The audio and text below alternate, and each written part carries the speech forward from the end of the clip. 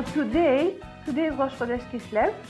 It's a winter month, even though in New York consider this autumn and they won't wear their fur coat until it's really freezing. When I was there last week and it was snowing, that was not good enough. Anyway, so it's winter time, it's Kislev, it's Thanksgiving.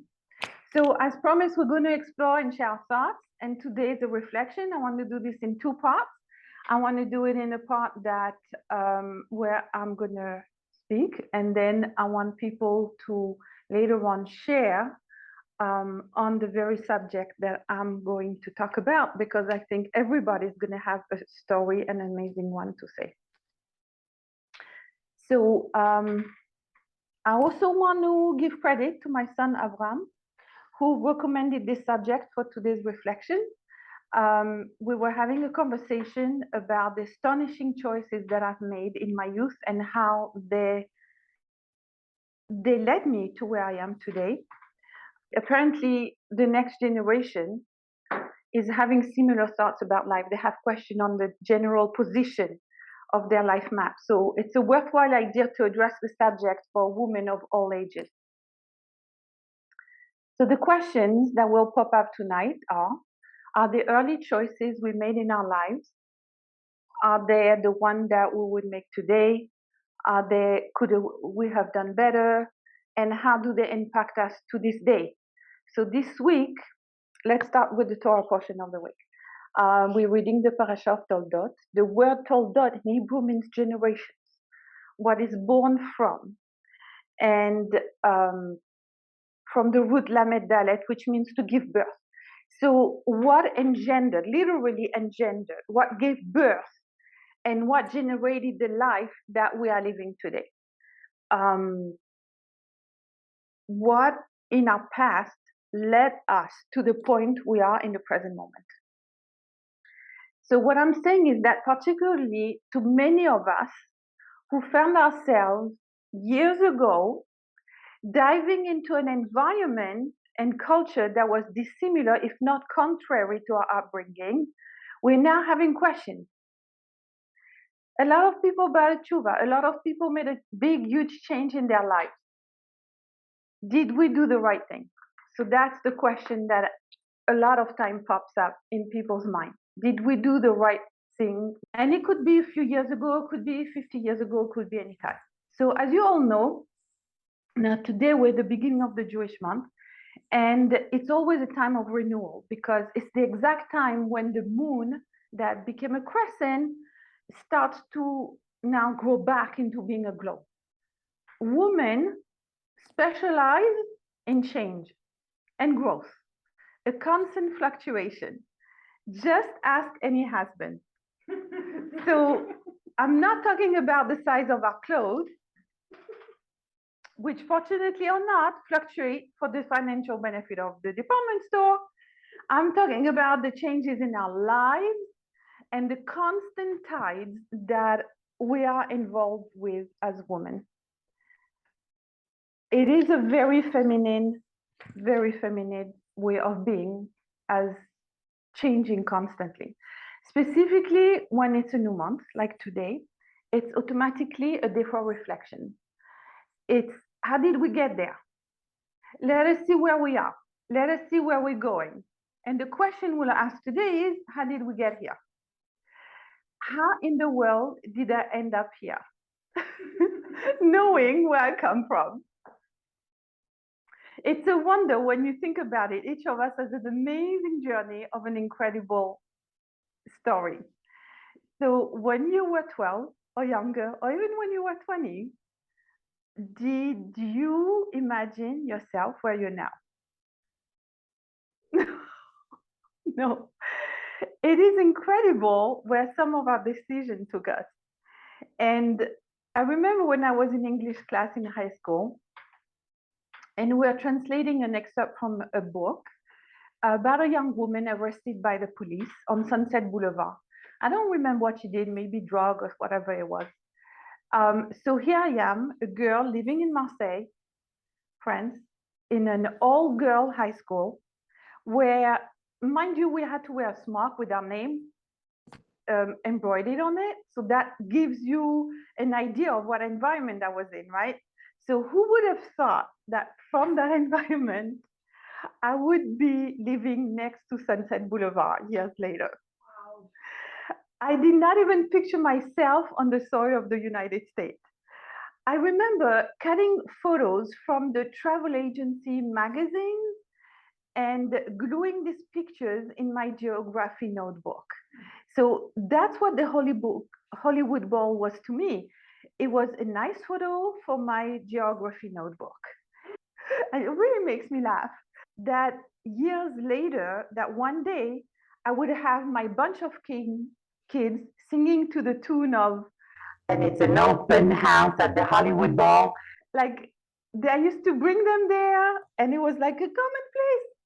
Here I was in Hollywood, and listen, believe me, when I was at that time reading that book about this woman on, on Sunset Boulevard in Hollywood, I didn't even think of any of that. So, and I'm sure you have similar story. That's why I want to do it in two parts today. I want to do it into a part where people relate and tell us their amazing journey in life. And I think that is really very funny when you think about it, all this really crazy stuff. So where we are, where we were and where we're now is really unbelievable. So I want you to think of yourself driving on the freeway, and at some point, the freeway, the highway, I don't know what they call autobahn, whatever, depending where you come from. So at some point, the GPS announces keep to the right. So that's not a big deal. All you do is keep to the right, slightly to the right, and it's likely a few meters to the right that for me it's very easy because I'm usually in the slow lane on the right, so I just keep on being on the right. And when the freeway divides, it's a very minimal distance between the two directions, right? But as you travel, the space becomes enormous and more massive. I say massive because I was hanging out with my British grandchildren. There's not such a thing as big. Everything is massive. So I just, you know, when you start on your path on the freeway, it's a very small difference. And it's a few meters, but by the time you drive a few hours, you're in Las Vegas or Silicon Valley. And it's not at all the same landing. So which one do you like better? It's the same in our lives. When we are younger, anytime earlier in our life, I don't want to make anybody feel like they're old. So one day we made a decision, and that decision was a very small one. Maybe, or maybe it was a major change. Either way, it was something different than usual. And that little difference in time happened, but when you travel on the road of time in your life, it leads you to a completely different direction. At the beginning, it's not so big, the difference, but later on, it lands you into a completely different place.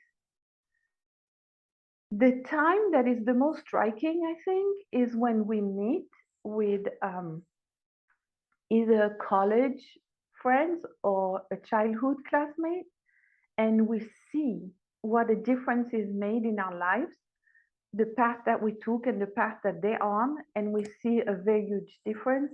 I think that's when we really realize that that decision that we've made really impacted us in tremendous way.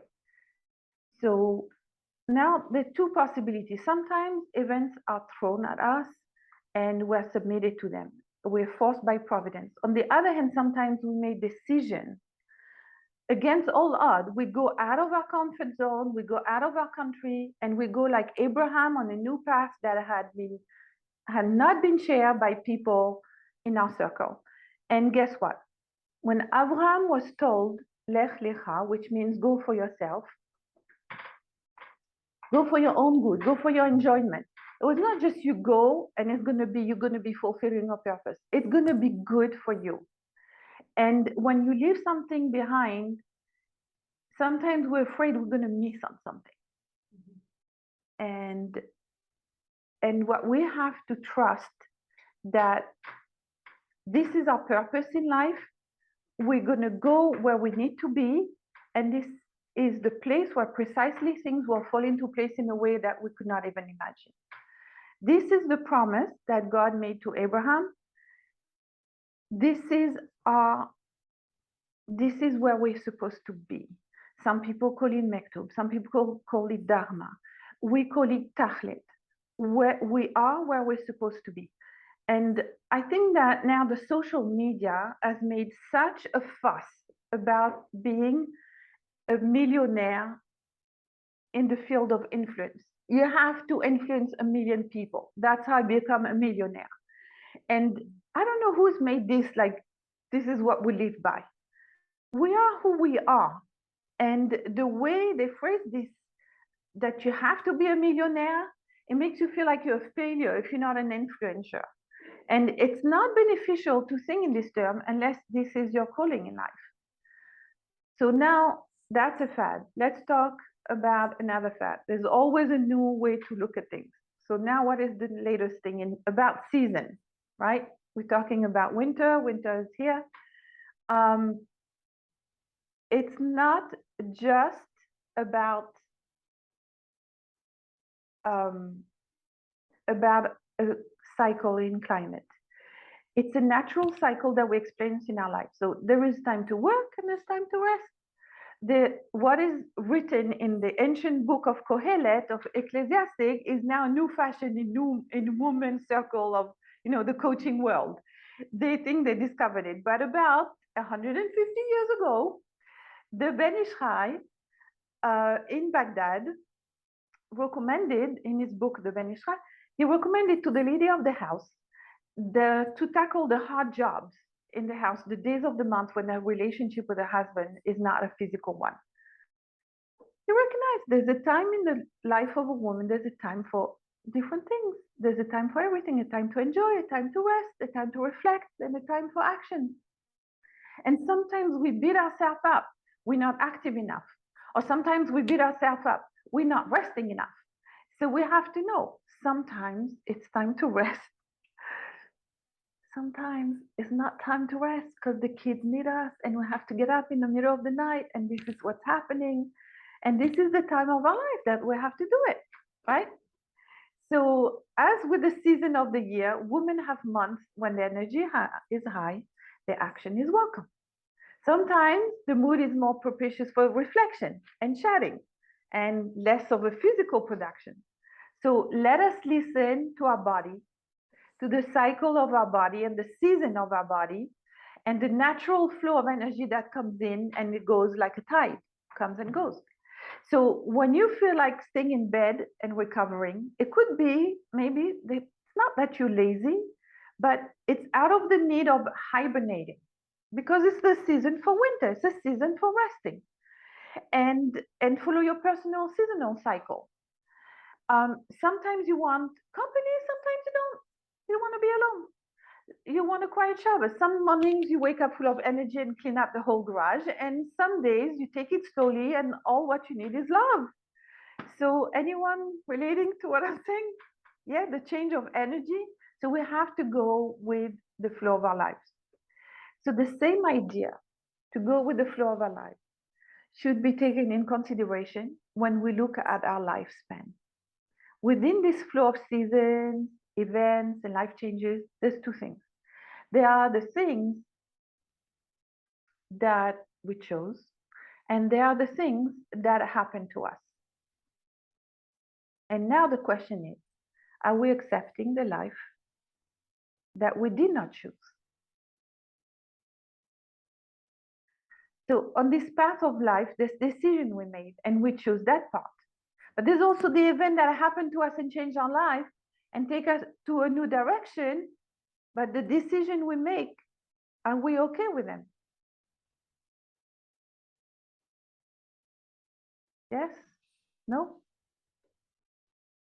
And the event that happened to us, are we accepting of them? Yes? No? So I think that I already said that story, but I'm going to say it again. It's the story that is told by the Dubno Maggid, and the Dubno Maggid tells the following parable. There was a king who wanted to encourage people to move to settlements near the border of this country. And he issued an official proclamation that all who would settle there would be exempt from military service. Now, military service was very, very harsh and a very bad condition, whether it was summer or winter. Please come in. Nice to see you. And so in these days, it was the military service, anybody could be picked on. And if they were picked on, it could last for 10 years. And then it would leave the wives and the children without anybody to earn, and support them. And it would be extremely harsh for the person in the army also. Very, very, very, very rough. So there's a lot of people didn't want to go into the military, of course. And when they heard of the king's offer, there's a lot of people that streamed to the border settlements because there was a deal. So among them was one family, a father, mother, and a child of 5 years old. And the moment they were assigned to the place, they settled down and they put down their belongings and they leave to rest. The next morning, the little boy wakes up, and as his custom, he goes to the father and says to give him 5 cents because he's going to go to the candy shop to buy his candy. And the father said to him, "My son, in this settlement, there's no sweets and there's not even a candy shop." And the little boy started crying. And he said, "Let's go back to the city. What do we need to come here for? You brought me to a place where there's no sweets." And he was very, very upset. So this lack of sweet looks like it's very harsh to the boy because he's immature. He doesn't understand the much worse thing that could have happened had they stayed in the city. Mm-hmm. So in fact, it saved his life to be in the settlement, but he thinks it's bad. Things are bad happening to him. So if we knew how much worse things can get, we would not complain. So we don't know the bigger picture. So how can we judge of the situation, really? Just saying that because as I asked the question, are we accepting of the things that happen to us? Some people don't accept it because they think it's really bad. But there's always worse. So we don't know. So let's take a look now at this week's Torah reading of Toldot. For those who are not familiar with the story, I want to refer you to Bereshit, Genesis, on chapter 25, verses 20 and onward. So let's take a look at this girl, Rivka. She's a young girl. She grew up in an environment where things are, I don't want to say, they're not conducive to having good moral values, to say the least, okay? And she is amazing because at a young age, she decides to follow her inner calling. She has value and she decides to follow it. So she goes against the family's way of life. Now, I know that there's a lot of people that they grew up in a family, and even though they grew up a certain way, they now go against, they went against that way of life at a tender age. At a younger age, they've decided, this is not what I want in life. I want something else. Rivka was our matriarch. She gave this example of sticking to her gut feeling, sticking to her inner guidance, and going according to her decision, right? And she was amazing. Even when it was a matter of, getting married, she made a choice. She's like, have brother, whatever you want, but I'm going to go with Yitzhak, with Eliezer. You want it or you don't want it, it's the same. I'm going. Amazing. Amazing, amazing. So she had a little rebellious streak, that was at play here. And this is sometimes very useful. So So in this patriarchal culture that she grew up in, it took a lot of courage and a lot of strength to oppose the main figure in the family, whether it was her father or her brother who took over from the father. She was very, very strong, right? And you're going to see how this is going to play later on. She goes against the grain of the family, right? Now, I just want to make in parentheses, where did she get that strength from? Because she was just herself. Okay, you can say herself and God, but where she get that strength from? She got her strength from her mother. Because in that family, if you notice, all the men were very problematic. Think of Lot, think of Lavan, think of whoever you want in the family. The men, very problematic.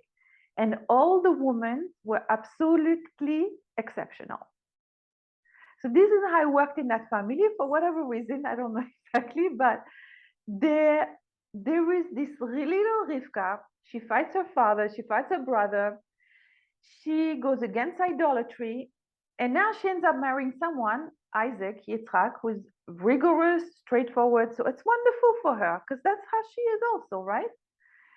And it's wonderful, except she gets pregnant. And during her pregnancy, she experiences extreme pain that none of her friends can explain, none of the women can explain. And so she says, Lama ze anochi. Now, the wisest man of the generation, his name was Shem, the son of Noah. He had a place where people could come and consult with him. He revealed to her under secrecy, she was not even allowed to tell her husband, that she really had inside two children. Until now, she thought she has one baby, and why is she having this incredible pain? Now she knows she has two children. And one boy would be the father of the Jewish nation, Jacob, and the other one, Esav, would be the father of the Western civilization. So they had different purpose, fine, but they were fighting. Instead of combining their strengths, as they should, they were counterbalancing their force, just like the water in the vessels. One goes up, the other one goes down, and it's non-stop opposition and conflict. So here's the answer that Shem gave her. He says, you're not only carrying two children, you're carrying two nations. And one will go the way you love and cherish, right? And that's why she loved Yaakov so much. And the other one will do the opposite. And when she heard that, it hurt her, not just physically, but now it hurt her emotionally. Because here she is, she fought, or she was often very early in age, come in, and she fought very much to uphold her values. And now she's bearing a child who is going to go against it. So it's like all the work that she's done in her life, talking about Rivka, now is going to be completely not canceled, but opposed by her own son. And it's very hard for her, caused a lot of pain, emotional pain, and anguish. So she said, Lama ze anochi. So when you translate this sentence, you translate Lama, why, ze, this, why this, anochi means I. Why this I? And the sentence makes no sense, not even a sentence. So she didn't ask, what's happening to me? The famous commentator, Rashi says, what is this I? What is this that I prayed for? In other words, what did I do that? What did I pray for this? If I'd known, I wouldn't have asked for children. And now she regrets her wanting children. So this is very often what happened to us. We ask for something and we want something. We choose a new path in life And then years later, we ask, why did I do this for? People ask, what was going on in my head when I did?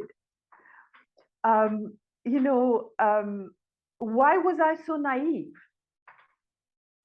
Why was I so gung-ho about taking this job?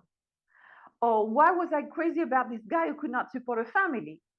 Or I could have been a CEO. Why did I give it up to take care of my family? Or the opposite. I wanted to have a family, I'd be a home mom. Why did I take care of this organization that is growing up so much that I'm spending my whole life on it?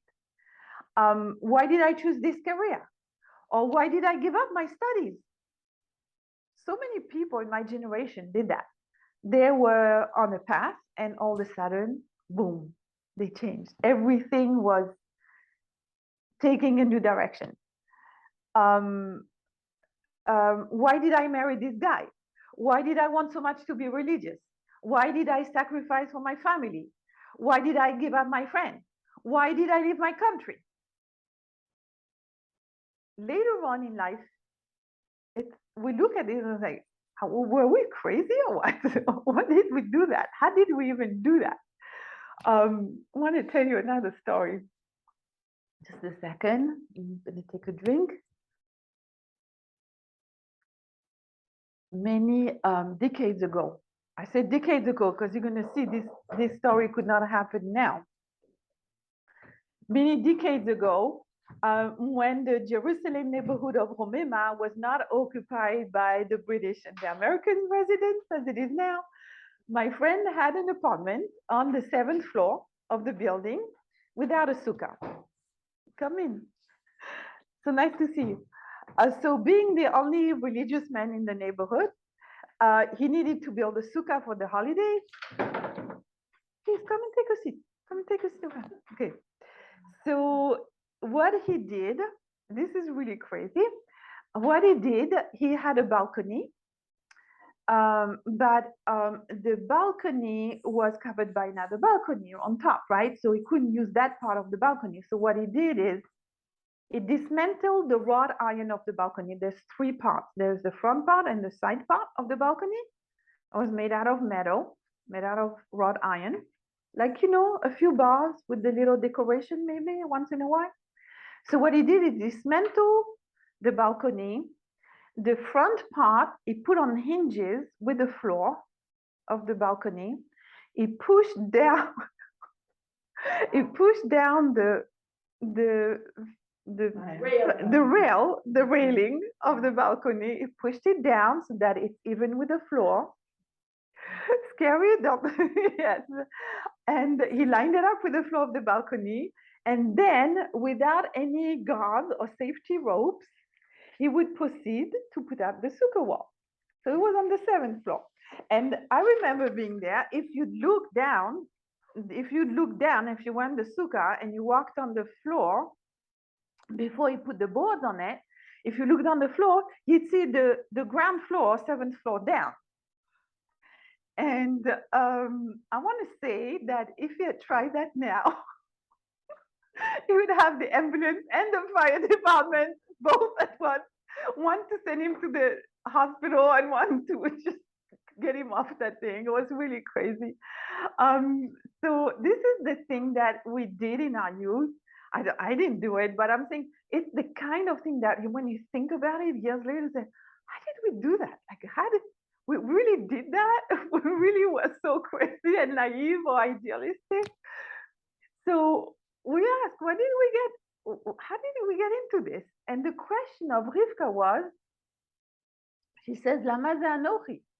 Why did I pray to have children? This is crazy. And we echo Rivka's question. Why did I want so much to be like this? Why did I want so much to be about Shua? Why did I want so much to be not like my parents? Why did I want so much this or that? It's like a sort of regretting a little bit the previous choices in life. So now let's consider this. The fact that Rivka had children was a miracle because she was barren for many, many years, right? And she did not make this happen. It's something that happened to her, right? So can you regret something that happens to you?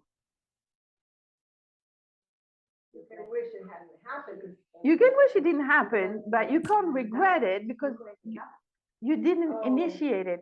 She regretted. Right, right. She regretted the davening. So, so the thing is, when she had children, it came from God.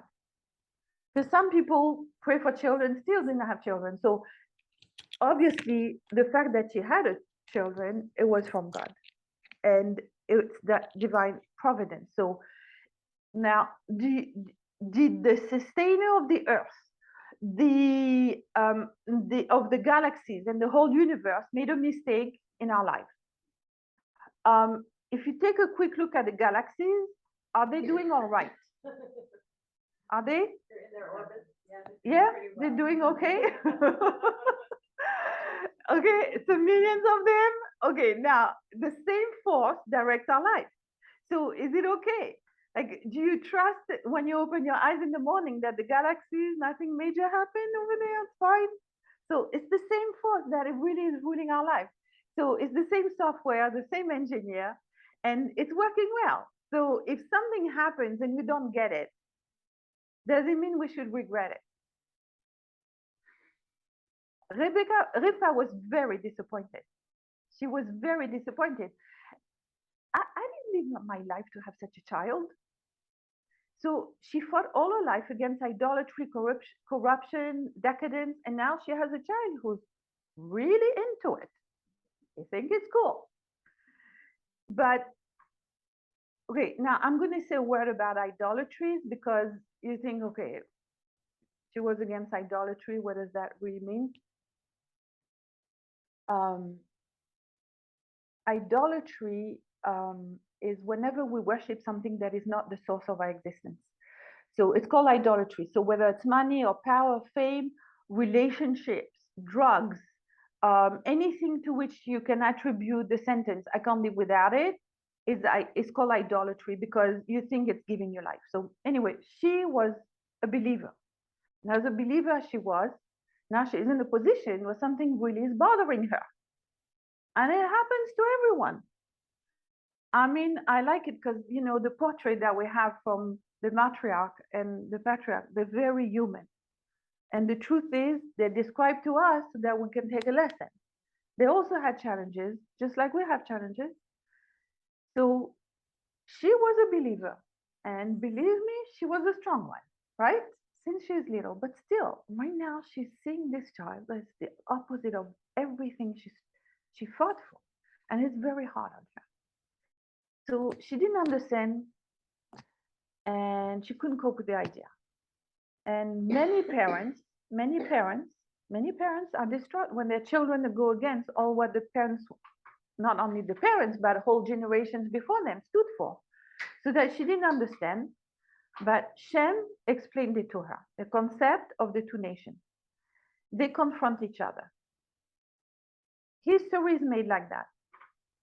There's two forces, they come into contact, and that reveals history.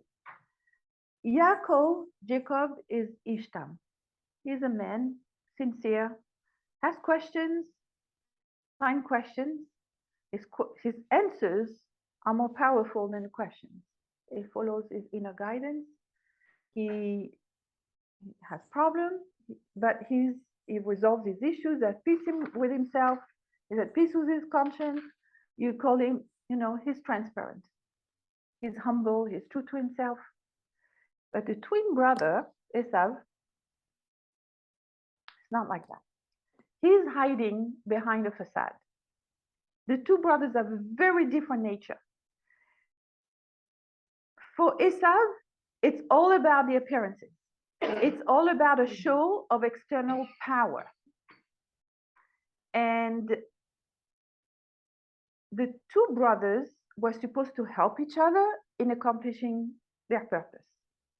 One is going to be helping this one being more spiritual, and the other one is going to support this one in the material areas of life. They're supposed to be a partnership.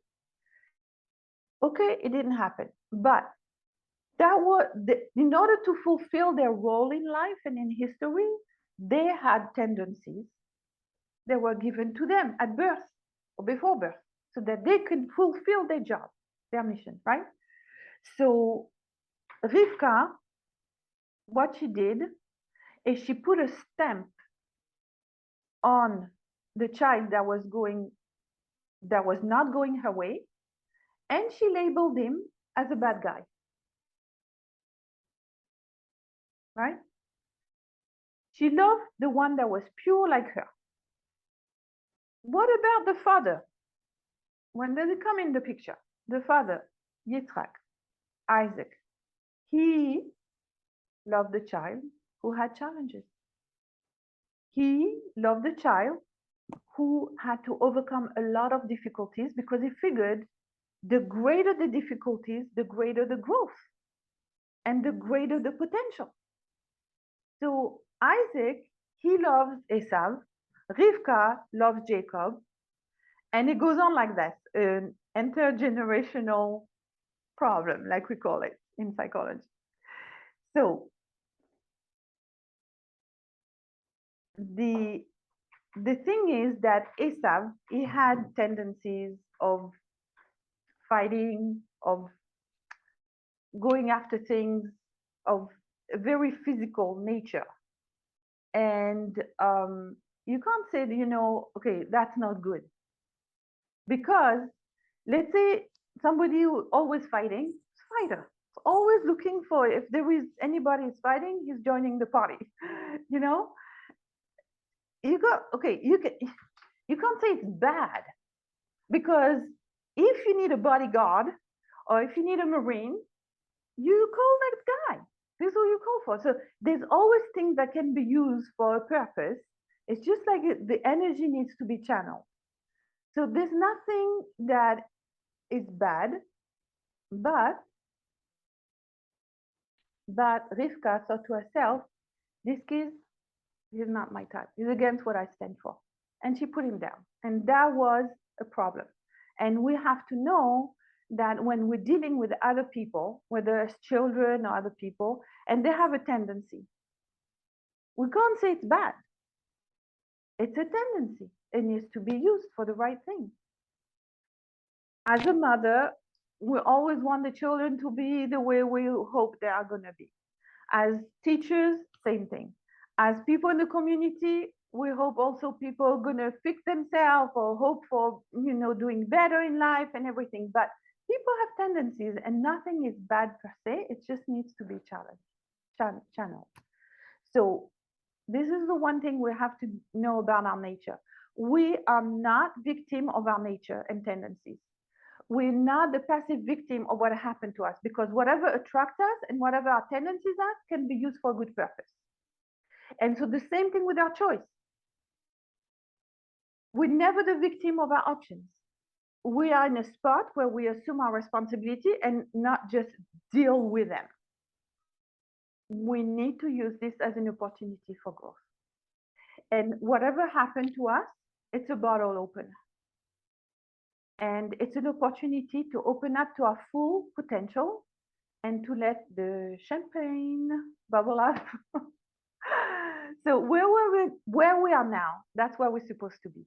That's to achieve a purpose. We need to trust this very much because sometimes these things get rough and tough. And there's worry and there's anxiety and there is wondering, but we need to really ingrain in ourselves whatever is happening now is for our growth. We're having this challenge is for us to grow. And we need to know that whatever we did in the past out of naivete, the idealism of our youth, the commitment to the value that we adhere to, all this led us to where we're now. And where we're now, that's the best place to be. So we can't say, oh my gosh, I was so naive. Look what I did when I was young. And I didn't know any better, this and that. This is what made us who we are. So many say, oh, if I can choose, I would never put myself in that situation. True, you wouldn't, but God did. So now we deal with it.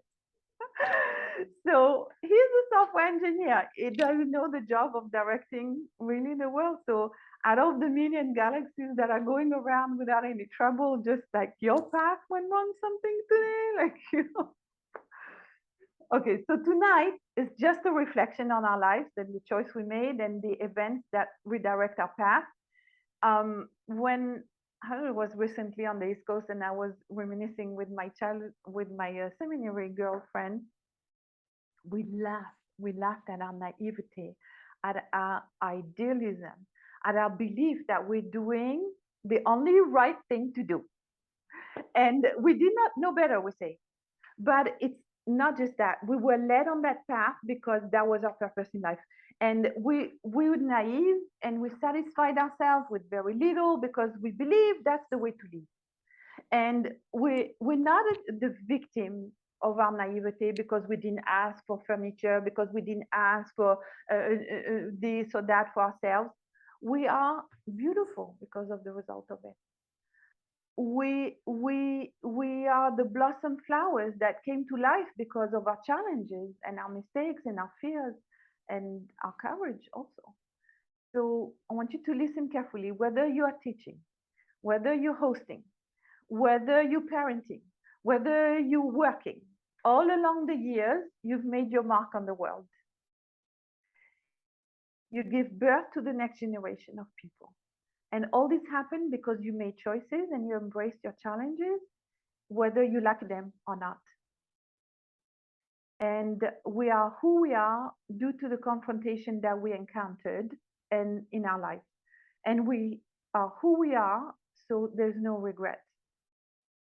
We are not to complain or criticize what happened, but we need to understand who we are because of who we became. We could rebel and we can go on and have hanging with this heavy load of complaints. Why did this happen to me? And the other people have it better. And people can really complain about a lot of things all the time. Believe me, everybody has something they can complain about. But let's be coherent here. If we believe in a higher power and we believe that he knows better, then we know we don't choose our parents. We know we don't choose our sibling or a stepfather or a vicious uncle. No one chooses an accident, a car accident, or a broken relationship. We don't decide where we're born or what our face look like or the political climate we're born in. We we put we put up with it and we make the best of it. If Hashem puts us here, it means that our potential needs to be uncovered, and our potential will be nurtured, not drowned down, but nurtured by the events that we're going through. So now, do you complain or do you take strength from it? Do you smile at what happened to you in the past or do you make a face and sigh about it?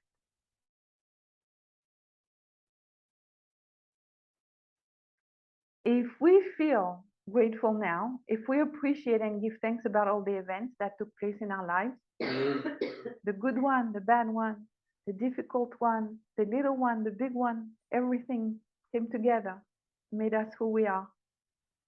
I really, if we appreciate all of them, I really believe that the next generation will feel the same.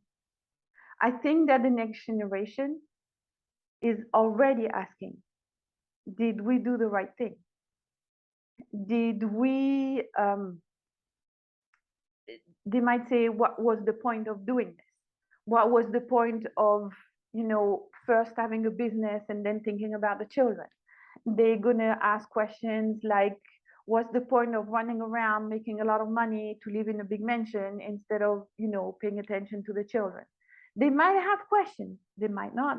I don't know what questions people are gonna have. Everybody's gonna have questions because we have this thing that this is how human beings are. They always question, ask questions. But I think the answers, the question will be different, but I think the answers will be the same because the answer is going to be we are who we are because that's where we're meant to be. So let's rejoice in the movement, in the fluctuation, and the tides of our lives, and enjoy life where we are now, on our path, in our purpose, so we can sing that famous song from Edith Piaf. Non, non, je ne regrette rien. I don't regret anything. So now today is the day that Hashem made with the wonderful recipes of choices and challenging events, and let us rejoice and give thanks for it. So happy Thanksgiving.